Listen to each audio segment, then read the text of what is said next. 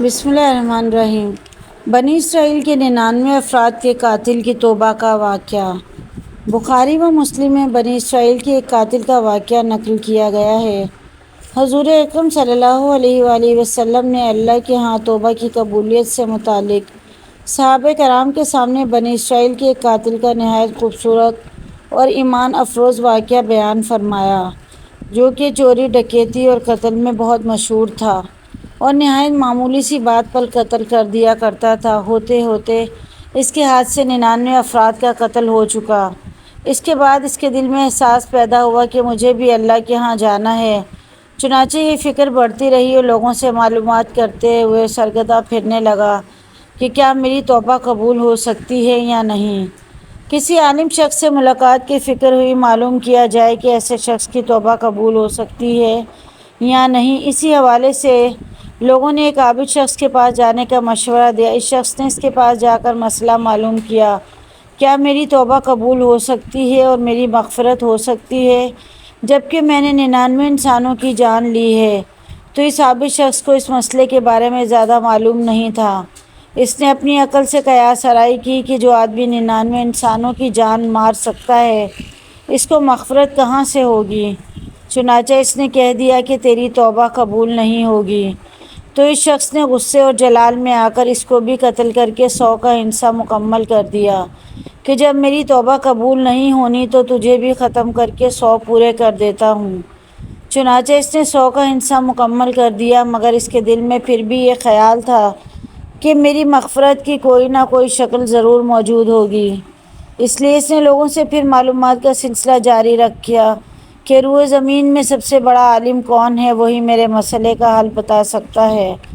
آخر لوگوں نے اس کو بتایا کہ فلاں جگہ ایک عالم رہتا ہے، اس سے جا کر معلوم کرو۔ چنانچہ اس نے اس عالم کے پاس جا کر اپنی زندگی کی ساری کارگزاری سنائی اور 100 آدمیوں کے قتل کی داستان کا کارنامہ سنایا۔ معلوم کیا کہ اب بتائیے، کیا میری توبہ قبول ہو سکتی ہے یا نہیں؟ کیا اللہ کے ہاں مجھ جیسے گناہ گار کے لیے بھی مغفرت کا کوئی خانہ ہے؟ تو اس عالم صاحب کو چونکہ علم تھا، اس نے بتلایا کہ تیرے گناہ معاف کرنے میں اللہ کے ہاں کوئی رکاوٹ نہیں۔ اللہ کی رحمت کا سمندر تجھ جیسے گناہ گاروں کے گناہوں سے بہت بڑا اور وسیع ہے۔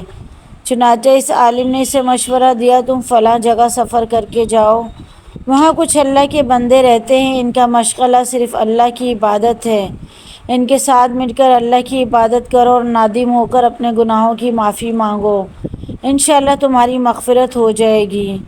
جب اس شخص نے آدھا راستہ طے کر لیا تو ملک الموت آ گئے۔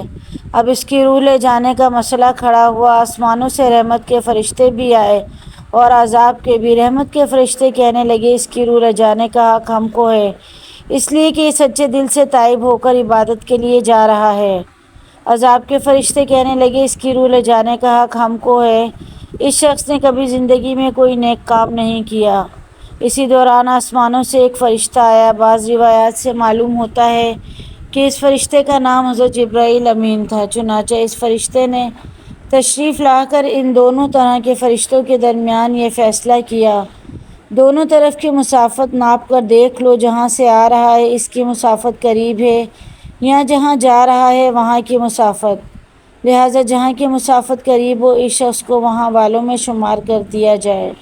چنانچہ دونوں طرف کی زمین ناپ کر دیکھی گئی تو جہاں جا رہا تھا وہاں کی مسافت آنے والے کے مقابلے میں 1 بالش قریب ہے۔ چنانچہ فیصلہ ہوا کہ مقام عبادت صرف 1 بالش قریب ہے، اس لیے رحمت کے فرشتوں کو اس کو لے جانے کا حق حاصل ہوا۔ چنانچہ اللہ تعالیٰ کی طرف سے اس کی مغفرت کا اعلان ہو گیا۔ ایک روایت میں آتا ہے کہ قطافہ رضی اللہ تعالیٰ عنہ فرماتے ہیں کہ حسن رضی اللہ تعالیٰ عنہ نے فرمایا، ہم سے یہ ذکر کیا گیا ہے کہ اس شخص کے پاس جب ملک الموت آیا تو وہ شخص سینے کے بل اس سرزمین کی طرف گھسیٹتا چلا گیا۔ حدیث قدسی میں آتا ہے کہ میں اپنے بندے کے ساتھ اس کے گمان کے مطابق ہوتا ہوں اور وہ جہاں بھی یاد کرے میں اس کے ساتھ ہوں۔ باخدا اللہ تعالیٰ اپنے بندے کی توبہ سے اس سے زیادہ خوش ہوتا ہے جتنی خوشی تم میں سے کسی ایسے شخص کو ہوتی ہے جس کا جانور بیابان میں گم ہو کر پھر اسے مل جائے۔ اور جو شخص ایک بالش میری طرف آتا ہے میں ایک ہاتھ اس کے قریب جاتا ہوں، اور جو شخص ایک ہاتھ میرے قریب آتا ہے میں اس کے ایک باغ یعنی پھیلائے ہوئے دونوں ہاتھوں کے درمیان کی مسافت کے قریب جاتا ہوں، اور جب وہ میری طرف چل کر آتا ہے تو میں اس کی طرف دوڑ کر آتا ہوں۔ حاصل، انسان جب سچے دل کے ساتھ توبہ کرے گا تو اللہ تعالیٰ ضرور قبول فرمائے گا۔ انشاءاللہ یہ واقعہ خصوصاً ان حضرات کے لیے حوصلہ افزائی اور معاونت کا سبب ہے جو کہ بڑے بڑے گناہ کر کے اب مایوسی کی زندگی گزار رہے ہیں، کیونکہ شیطان انہیں مایوس کرتا ہے۔ بہرحال گناہ گار کو شیطان کی باتوں میں آ کر مایوس نہیں ہونا چاہیے، بلکہ اللہ کی رحمت سے اچھی امید رکھ کر سچے دل سے توبہ کر کے اپنے آپ کو پاک صاف کر لینا چاہیے۔ اللہ تعالی ہم سب کو اس کی توفیق عطا فرمائے، آمین۔